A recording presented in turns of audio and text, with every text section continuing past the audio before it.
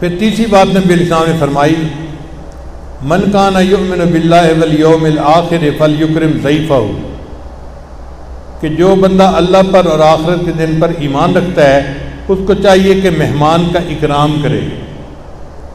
مہمان کا اکرام کرنا، اس کا حکم بہت تاکید کے ساتھ آیا ہے، اور مومن کو چاہیے کہ اکرام ضرور کرے۔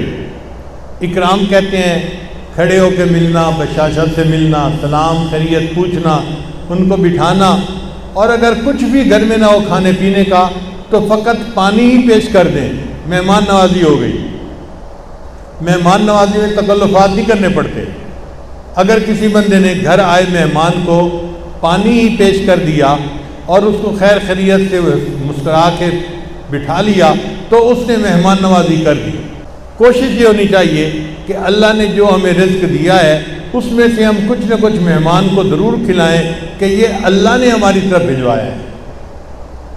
مہمان خود نہیں آتا، حدیث پاک میں آتا ہے اللہ مہمان کا رزق پہلے پہنچاتے ہیں پھر اس بندے کو وہاں پہنچاتے ہیں، تو اس کا رزق اللہ نے پہلے سے پہنچایا ہوا ہوتا ہے، وہ ہمارا کچھ نہیں کھا کے جاتا، ہمیں تو صرف اس کے ہاتھ دھلانے یا اس کے سامنے دسترخوان بچھانے کا ثواب ملتا ہے، رزق تو وہ اپنا ہی بیٹھا کھا رہا ہوتا ہے۔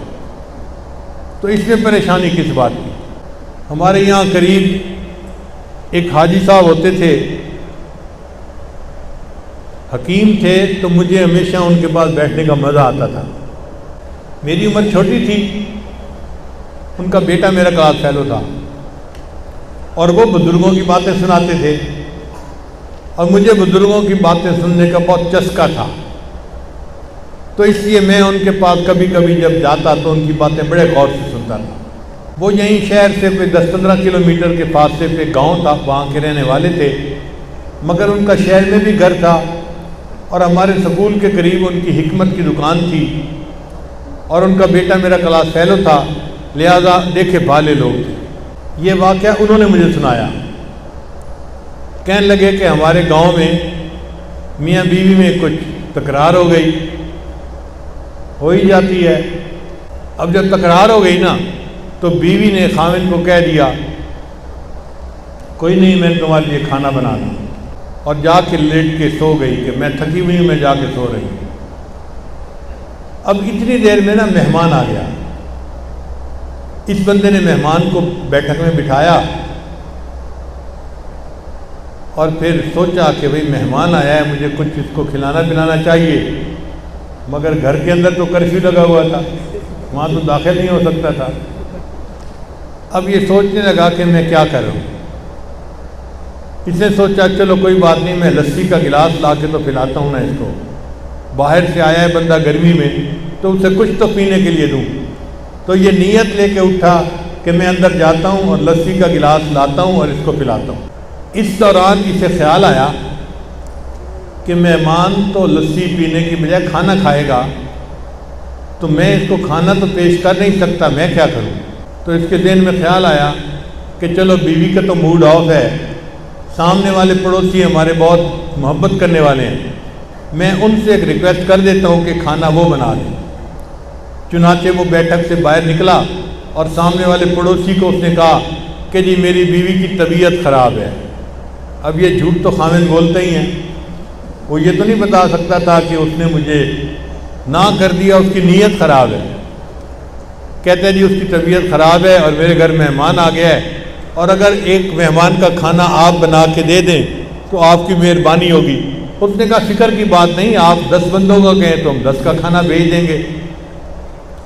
چنانچہ وہ چلا گیا گھر کہ میں ان کو ایک مہمان کا کھانا بھجواتا ہوں، اور یہ بندہ اندر آ گیا گھر میں لسی لینے کی نیت سے۔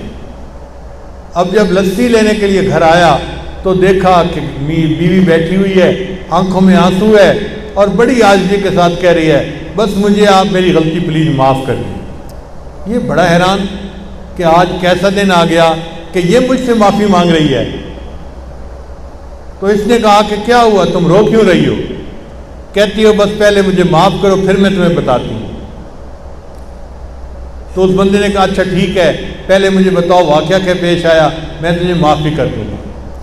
تو اس عورت نے بتایا کہ جی جب میں نے آپ کو کہا کہ نہ آپ کے لیے کھانا ہے نہ آپ کے مہمان کے لیے، میں تو جا کے سو رہی ہوں تھکی ہوئی.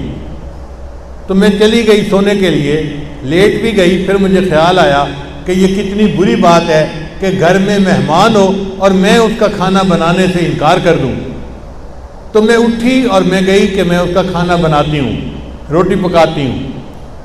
جب میں روٹی جو آٹے کا بوری والا کمرہ تھا نا اس میں گئی تو میں نے دیکھا کہ ایک سفید داڑھی والا بندہ ہے, وہ وہاں سے آٹا نکال رہا ہے.